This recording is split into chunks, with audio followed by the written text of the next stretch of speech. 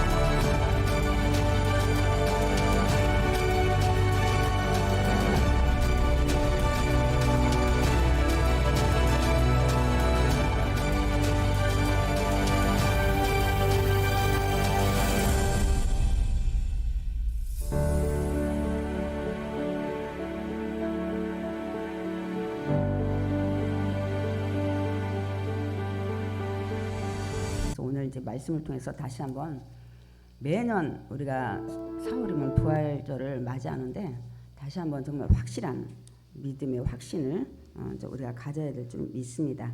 그래서 저는 오늘 요한복음 우리가 함께 압독한 6장 38절에서 40절 말씀을 통해서 함께 은혜를 나누려고 합니다. 제가 이제 한 주간 동안 고난 주간 계속 여러분 예수님의 행적과 이러한 그런 일들을 단톡방에 올려드렸습니다. 그래서 이제 그 예수님께서 사망 권세를 이기시고 부활하셨습니다. 그래서 오늘은 부활절 주일입니다. 아멘.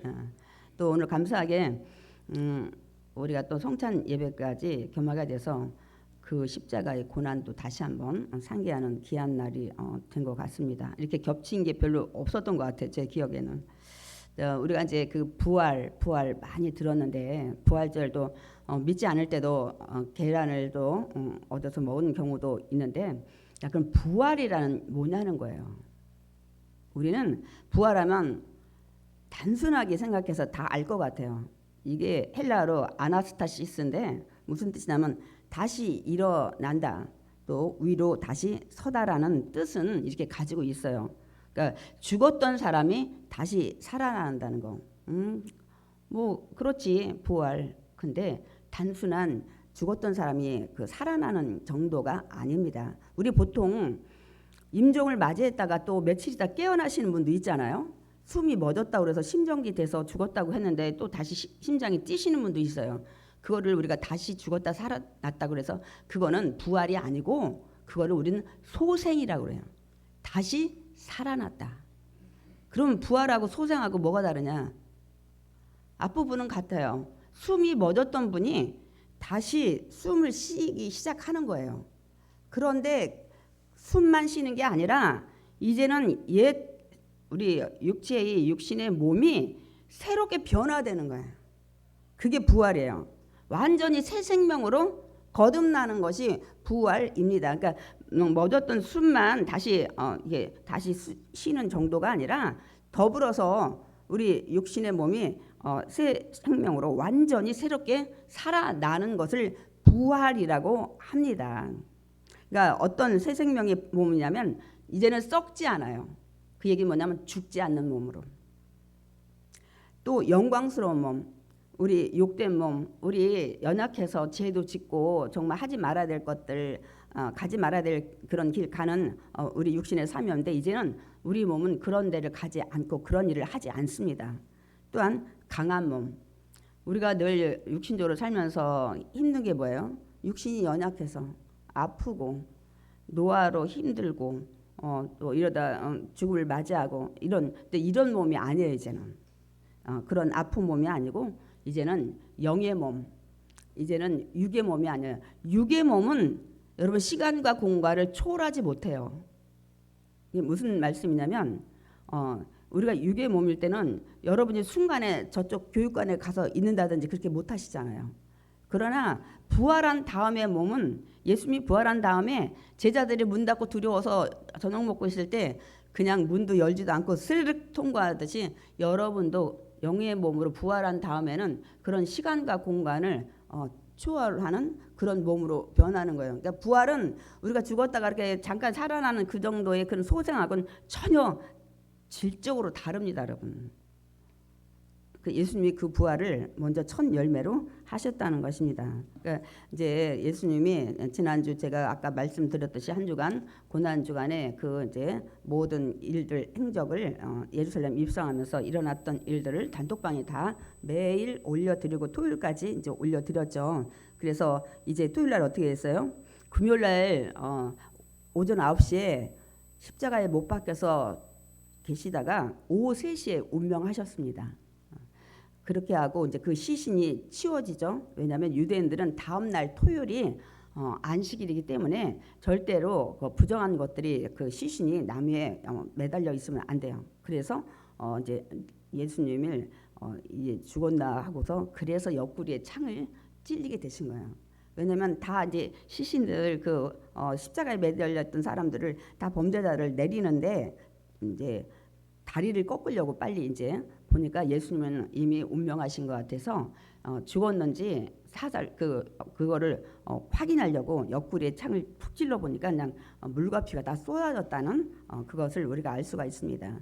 그래서 다리를 꺾어 가지고 이제 빨리 숨을 먹게끔 하려고 했는데, 그래서 예수님은 우리 시편의 말씀처럼 뼈가 하나도 꺾이지 않게 하신다고 하신 말씀을 응하게 된 것을 우리가 알 수가 있습니다. 그래서 이제는 아리마대 요셉 니고데모가 이제는 이들의 그 시신들을 이제 처리를 해서 아리마대 요셉이 자기가 죽으면 들어가려고 했던 새 무덤에 예수님을 세마포로 감싸서 이제 거기다 시신을 모셔두죠. 그리고 이제 돌무덤으로 그렇게 해서 제가 말씀드렸듯이 대제사장과 바리새인들이 빌라도에게 가서 이가 살았던 때 3일 만에 살아난다고 자꾸 얘기했는데 야 진짜 살아나면은 더 큰 일이 생기니까 좀 군사들을 보내가지고 거기 돌문을 좀 막으라고. 제자들이 시신 훔쳐다가 어디다 감춰놓고 부활했다고 또 그러면 어떡하냐.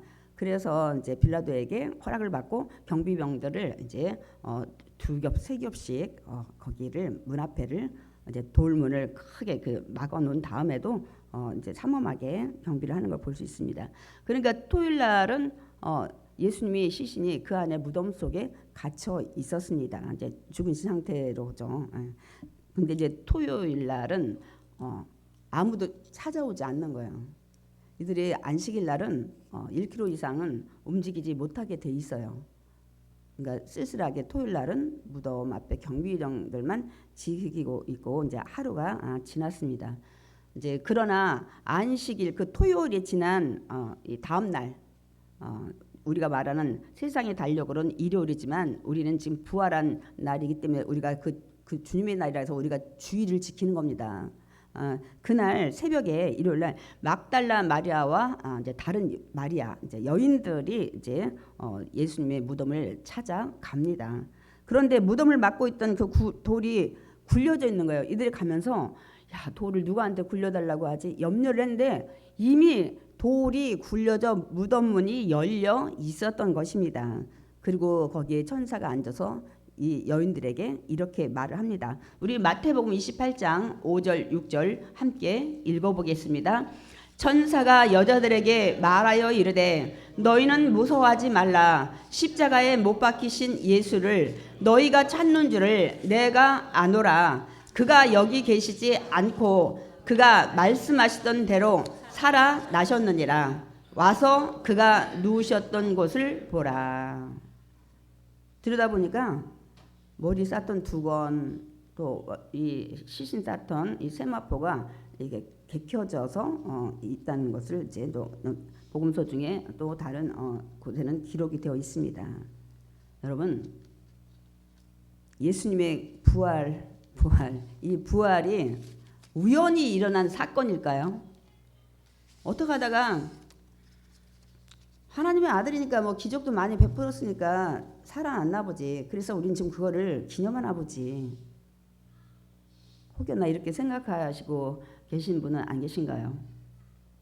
그런데 예수님의 부활은 이미 예수님이 십자가에 돌아가시기 전에 하나님께서 계획하신 것을 우리는 알 수가 있습니다. 하나님이 우리를 구원하시기 위한 이미 계획을 하신 겁니다. 우리 시편 16편 10절 읽어보겠습니다. 이는 주께서 내 영혼을 수월에 버리지 아니하시며 주의 거룩한 자를 멸망시키지 않으실 것임이니라.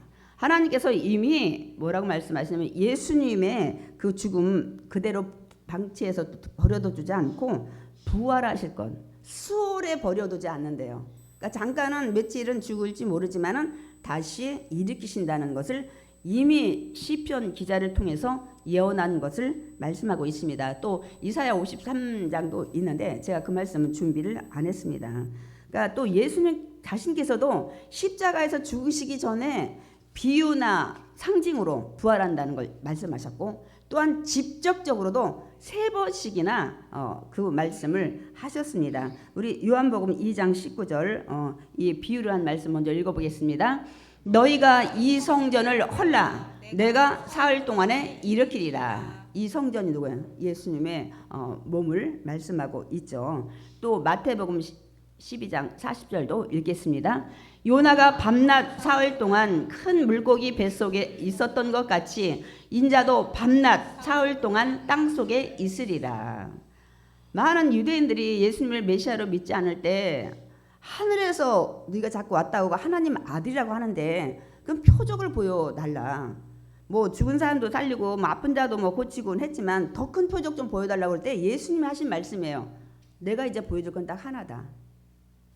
저 말씀은 구체적으로 십자가에 죽었다 부활한다는 거예요. 요나가 물고기 뱃속에서 3일 동안 있다가 다시 세상 밖으로 나온 것처럼 나 역시 그렇다는 걸 상징으로 요나의 그 기적을 표적으로 말씀을 상징으로 하신 것입니다. 그리고 직접적인 하신 말씀 우리 마태복음 17장 22절 23절 읽어보겠습니다.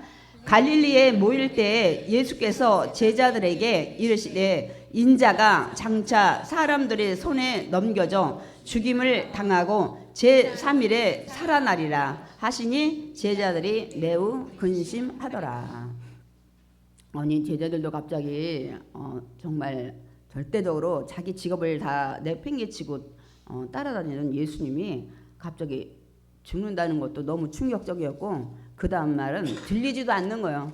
죽었다가 3일 만에 살아나리라 하는데 앞에 말이 너무 충격적이니까 살아나리라 이거는 들리지도 않는 거예요. 살아나리라 했으면 좀 소망이라도 가졌을 텐데 이들이 나중에 믿음 없음을 예수님이 꾸짖는 것을 우리가 볼 수가 있습니다. 그러니까 예수님께서는 마지막에 그 십자가에 돌아가시기 전에 예루살렘에 입성하면서 이제 길에서 올라갈 때도 다시 제자들에게 내가 부활한다는 말씀을 다시 한번 하십니다. 그것이 마태복음 20장 19절입니다. 읽어보겠습니다.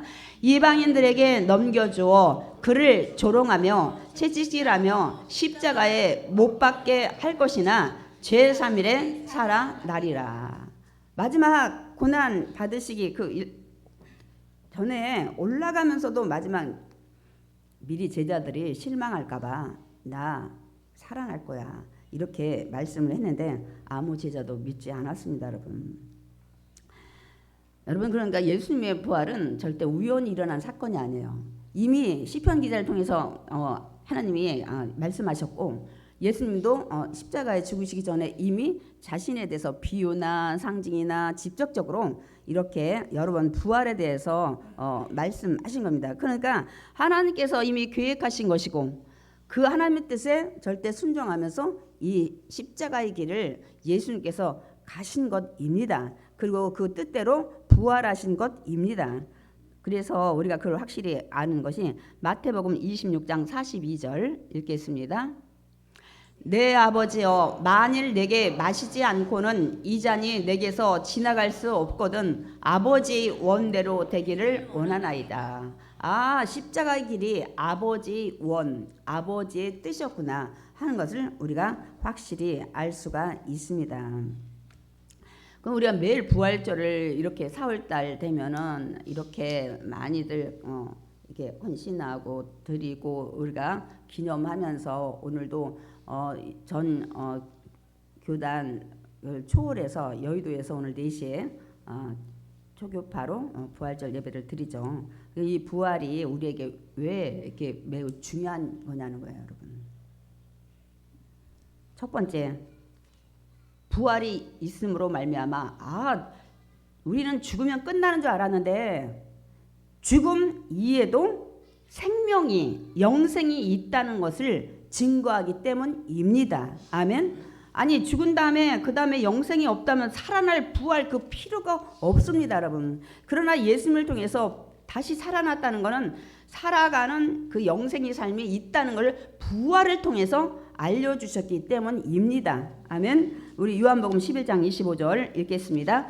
예수께서 이르시되 나는 부활이요 생명이니 나를 믿는 자는 죽어도 살겠고 무릇 살아서 나를 믿는 자는 영원히 죽지 아니하리니. 나는 부활할 거고 난 영원한 생명을 너에게 줄 것인데 나를 믿는 자는 이미 예수 믿고 죽어도 무덤 속에 있고 화장터에 한 줌의 죄로 가 있어도 다시 살아날 것이고 살아서 믿는 자는 당연히 또 부활할 것이고 그 얘기를 하십니다. 두 번째, 예수님의 부활이 우리에게 왜 이렇게 중요하냐면 죄와 죽음을 이겼다는 증거가 되기 때문에 그렇습니다.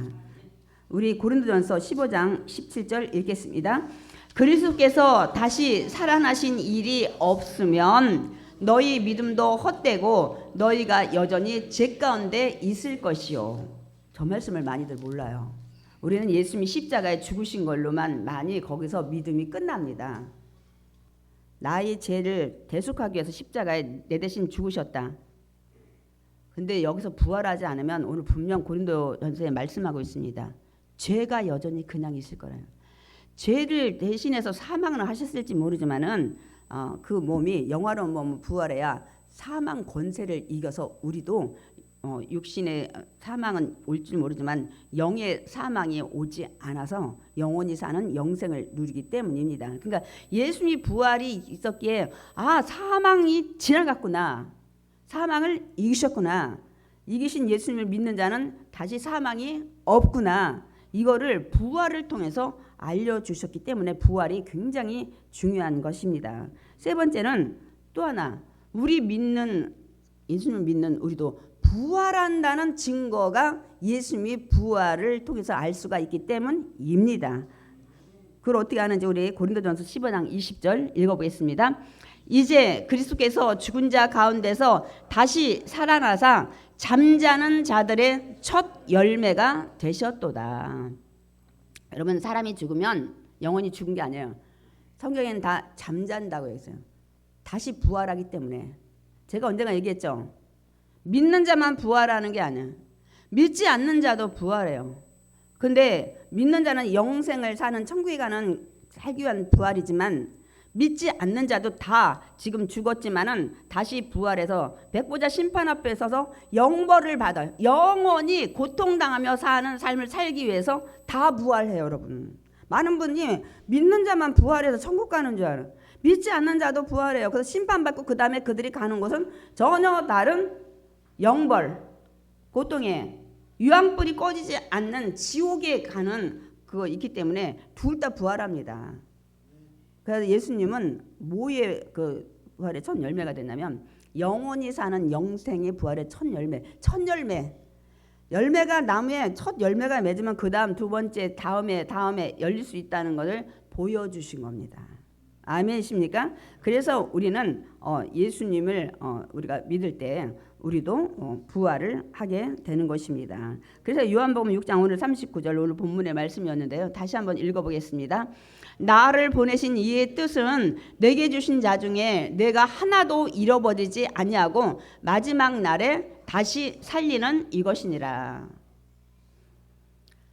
오늘 요한복음을 제가 6장을 본문을 택한 건 내가 이 땅에 나를 위해서 오지 않고 아버지 뜻 행하러 왔는데 아버지의 뜻은 뭐라고 했냐면 나에게 주신 자, 내 이름을 믿고 구원받은 자는 다 마지막 날 다시 살리는 부활시키는 그것이 아버지 뜻이라는 거예요. 그 다음 절은 이제 읽지 않았지만 그 아버지 뜻은 뭐냐면 하나님이 보내신 아들을 믿는 자를 다시 살리는 것이라고 분명히 누가 부활하는지에 대해서 말씀하고 있습니다, 여러분. 그러니까 우리가 예수님의 부활이 없다면 우리 믿음에 우리가 믿음이 헛것이죠. 믿는 것 이유가 없어. 이 땅에서 사는 것만 오늘 제가 그 묵도 할 때 여기에 제가 읽었는데 너희가 이 세상의 삶만 성공하려고 예수 믿는다면 너희들의 가장 불쌍한 자라고 그랬어요. 이 세상의 삶은 사탄 마귀도 부자 되게 해요. 그리고 성경에는 이 땅에서 성공하라 부자 되라 그런 거 없어요, 여러분.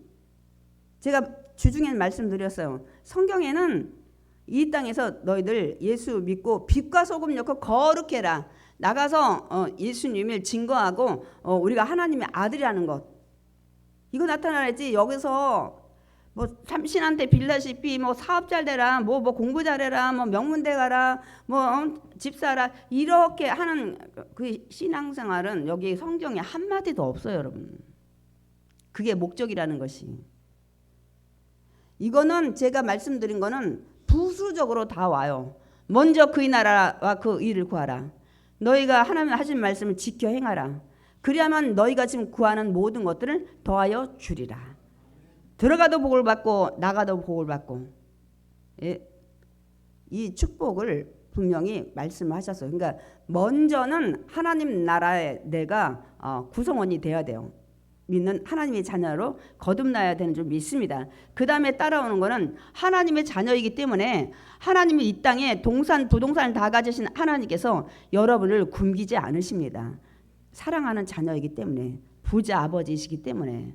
그러나 우리가 마태복음도 분명 말씀하고 있지만 왜 이방인처럼 중언부언하고 구하냐는 거예요. 믿지 않는 자들이 하나님을 믿지 않는 자들이 이거 주세요 저거 주세요 하지 말라는 거예요. 먼저 하나님 안에서 내가 온전히 살아갈 것을 구한 다음에 그러면 내가 자동으로 너희가 필요한 것 너희가 구하기 전에 내가 이미 다 알거든. 그래서 내가 너희에게 다 채워준다고 말씀하고 있는 것입니다. 또 예수님의 부활이 없다면 천국에 대한 소망도 없어요.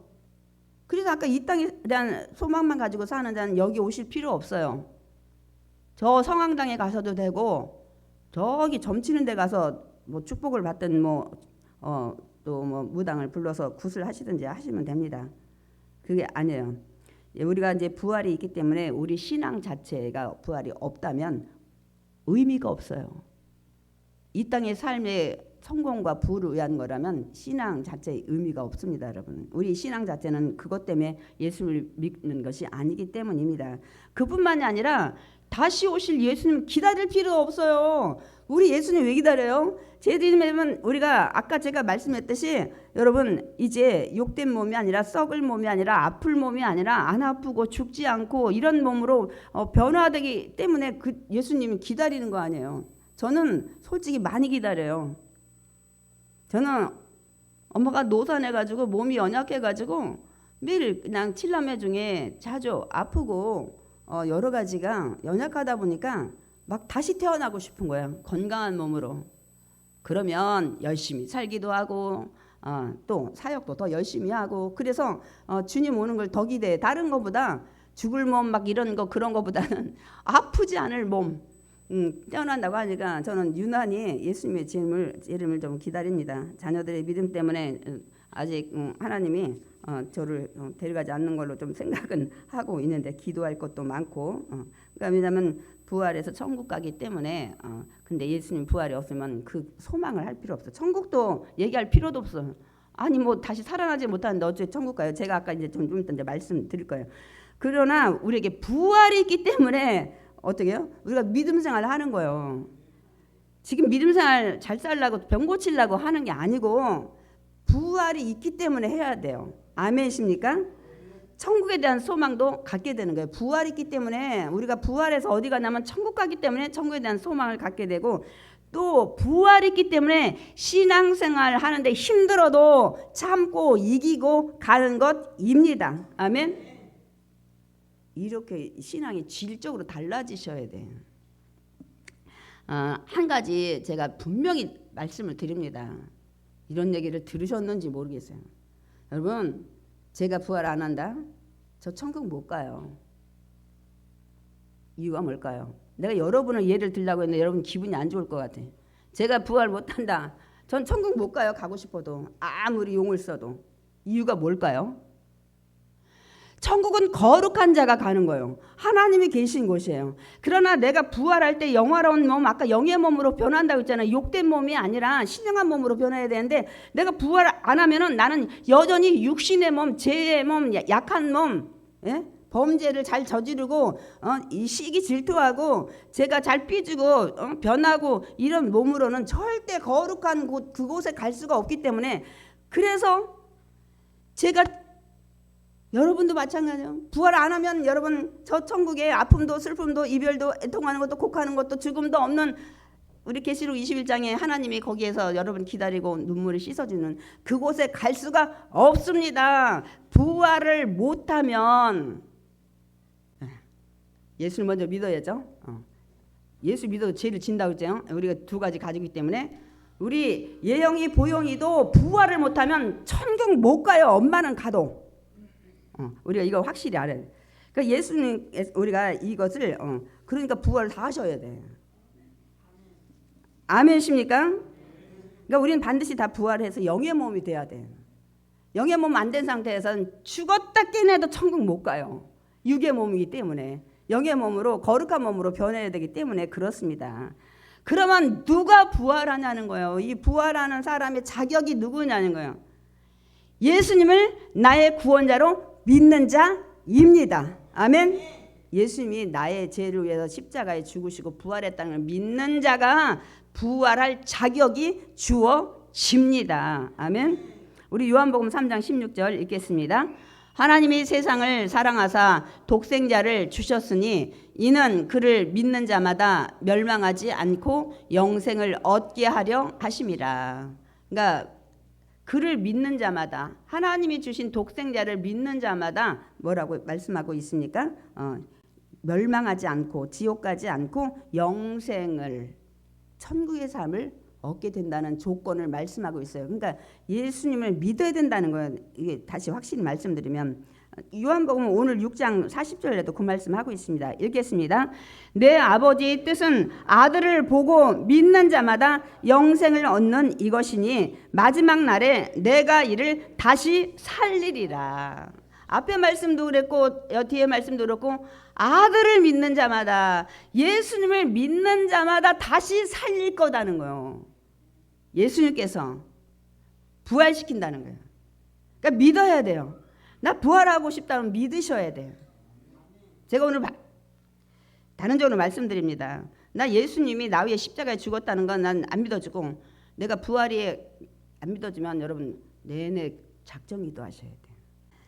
그런데 안타깝게도 예수님이 부활하셨을 때 정작 믿어야 될 제자들이, 아까 제자들한테 막 3번 얘기하고 비유로도 얘기하고 막 이랬는데 믿질 않았다는 사실이에요. 너무 아이러니하지 않습니까? 우리 마가복음 16장 14절 그 제자들 찾아와서 예수님 뭐라고 말씀하시는지 한번 읽어보겠습니다. 그 후에 11 제자가 음식 먹을 때 예수께서 그들에게 나타나사 그들의 믿음 없는 것과 마음이 완악한 것을 꾸짖으시니 이는 자기가 살아난 것을 본 자들의 말을 믿지 아니함이러라. 여인들이 예수님을 새벽에 먼저 만났잖아요. 천사가 얘기하는, 가서 전해라 제자들한테. 예수님 먼저 갈릴리에 바다에 가 계신다고 해라. 그리고 내가 살아났다고 전하라고. 여인들이 가서 전했는데 제자들이 믿질 않았어요. 제자들은 그러고 안식일 첫날 오지도 않았어요. 왜냐하면 잡힐까 봐 두려워가지고. 지금 뭐라고 말씀하셨다고요? 예수님은 그 자신의 부활을 듣고도 믿지 않은 제자들을 꾸짖으셨다는 거야. 찾아오셔서. 뭘 꾸짖어서? 믿음이 없는 것. 내가 그렇게 살아생전에 얘기했는데 뭐 구약까지는 갈 필요도 없어요. 같이 살면서 동고동락하면서도 마지막에 예루살렘 입성하기 전에도 그렇게 얘기를 했는데도 믿질 않았다는 거예요. 제가 얘기했잖아요. 제 생각에는 야, 내가 죽었다가 그런가 거기다 놀래가지고 그 다음에 살아날 거에는 듣지를 못했나? 제가 막 이렇게 좋게 그나마 점수를 준 겁니다. 제자들한테. 제자들이 믿질 않아서 믿음이 없는 걸 꾸짖었어요. 내가 부활한다고 했는데 왜 안 믿었냐? 두 번째, 마음이 완악하다 했어요. 제가 완악하다는 거 오늘 찾아봤어요. 네이버로. 완고하다, 교훈을 받아들이지 않는 이런 마음이 굳은 상태예요. 제가 아무리 말씀을 선포하고 성경 말씀하는데 여러분 안 믿는 분 많이 계시잖아요. 한 귀로 듣고 한 귀로 흘러버리고 가시는 분도 많이 계시고, 있는 걸 말씀하는데 반은 믿고 반은 안 믿는 반신반의 하시는 분도 많이 있고, 이거 하나님이 지적하십니다. 뭐라고? 완악한 자요. 마음이 돌같이 굳었구나. 그래서 예수님 말씀, 밭을 직경하다, 내 마음의 밭을 직경하라는 거예요. 이제 봄 되면 많이들 밭을 일구잖아요. 씨앗을 뿌리려고. 그럼 딱딱한 밭에 돌도 집어내고 병도 집어내고 깨진 것도 집어내고 그 골고루 땅에 씨앗 뿌리고 잘 나오게 하려고 골고루 하듯이, 그것도 중요하지만 먼저 네 마음의 밭을, 이 단단한 마음의 밭을 기경하라는 거예요. 그 말씀을 하고 있어요. 그러니까 내가 그만큼 말했는데 너희들은 또 더더구나, 니들이 눈으로 와서 못 봤지만 나중에 베드로 야고보는 달려왔어요. 근데 와서 보니까 예수님 안 계셔. 그런데 여인들이 전한 거 듣고도 봤다는 것, 그리고 예수님이 부활한다는 걸 듣고도 넌 완악하다 이거야. 제가 뭘 느끼냐면, 예수님의 부활을 믿지 않는 자들을 지금도 동일하게 예수님 동일하시다 그랬어요. 히브리서 13장 8절에 뭐라냐면, 어제나 오늘이나 동일한데 지금 부활을 믿지 않는 자들한테 믿음이 없는 자야, 완악한 자야, 이렇게 지적하실 것 같아요. 왜냐하면 동일하니까. 우리는 수많이 부활자를 통해서 많이 부활을 얘기를 들었어요. 넌 듣고도 믿지 않니? 이 사복음서에 내가 부활한다는 건 너 성경 읽었지? 죄정 통해서 들었지? 듣고도 믿지 않니? 믿음 없는 자야. 완악한 자야. 우리 집사님이 순수하신 것 같아. 그 말에도 아멘을 하신 거야. 그렇게 안 살기 위해서, 믿기 위해서. 감사합니다. 그리고 안식구 첫날에 부활하신 예수님께서 제자들을 이제 찾아오셨을 때 또 그 자리에 도마는 없었어요. 부엌에 칼질하는 도마가 아니라 이름이 도마입니다. 없었는데 이 부활하신 예수님이 제자들 찾아오셨다는 얘기 듣고는 나중에 뭐라 하냐면은 나는 내 눈으로 직접 예수님이 그 손바닥에 박힌 그 못자국을 나는 보고 옆구리에 그 죽음 확인에는 이 창자국이 있는 거 보지 않는다. 난 도저히 못 묻겠어. 너희들도 봤다고지만 이렇게 하면서 나는 내 눈으로 직접 목격해야 나는 믿을 것 같다고 이렇게 얘기를 이제 합니다. 나중에 예수님 또 찾아오시죠. 그리고 예수님께서 그 의심했던 도마에게 뭐라고 말씀을 하십니까? 우리 요한복음 20장 27절 읽겠습니다. 도마에게 이르시되 내 손가락을 이리 내밀어 내 손을 보고 내 손을 내밀어 내 옆구리에 넣어보라. 그리하여 믿음 없는 자가 되지 말고 믿는 자가 되라. 믿음 없는 자. 도마는 여인들의 말 듣고도 더더군다나 같이 있는 10명 제자든 9명 제자든 제자들 말 또 듣고도 믿지 않아요. 그걸 뭐라고 했어요? 믿음 없는 자. 그러니까 예수님이 나 위에 죽으셨다는 구원자와 부활도 믿지 않는 거를 제가 왜 말씀드려요? 예수님이 나 위에 죽었다는 걸 많이들 믿으셔요. 근데 예수님이 부활했다는 걸 많이 믿지 않는 분이 너무 많아요. 떡만 먹고 계란만 먹고 두 개 다 동일하게 보신다는 거예요. 우리는 성경에서 지금 확인했어요. 내가 십자가에 죽으신 예수님만 믿고 부활을 믿지 않는다면 그거를 아까 완악한 자, 믿음 없는 자, 오늘 또 얘기하는 도마한테 믿음 없는 자 되지 말라고. 우리 확실히 알아야 돼요.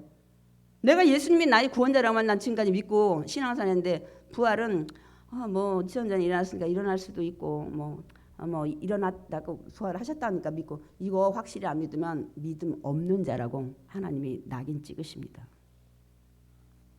믿으셔야 돼. 제가 왜 오늘 설교 제목을 부활 100% 믿어야 한다고 제가 왜 했을까요? 안 믿으면 믿음 없는 자로 치부하시니까 그래요. 믿음 없는 자는 천국 못 갑니다. 믿음 없는 자는 구원받지 못합니다. 그러면서 요한복음 20장 29절 이렇게 말씀하십니다. 예수께서 이르시되 너는 나를 본고로 믿느냐? 보지 못하고 믿는 자들은 복되도다. 꼭 봐야만 믿겠니? 듣고도 믿는 자가 더 복되다고 말씀을 하십니다. 사실 우리는 2000년 전에 그 골고다 언덕에서 십자가에 죽으시고 아리마대 요셉의 무덤에 갇히셨던 예수님이 부활한 거 눈으로 직접 목격 못했습니다. 눈으로 직접 보지는 못했지만 들었습니다. 말씀을 읽었습니다. 그러니까 우리는 믿어야 됩니다. 그러므로 예수님의 부활을 확실히 100% 믿어야 합니다. 아멘. 그래야 믿음 있는 자가 돼요. 더 나가서 우리 자신의 부활도 확실히 100% 믿어야 합니다. 아멘. 왜냐하면 둘 다 사실이기 때문에. 둘 다 100% 사실이기 때문에 그렇습니다. 둘 다 확실하기 때문에 그렇습니다. 100%가. 그래서 예수님께서 뭐라고 말씀하셨어요?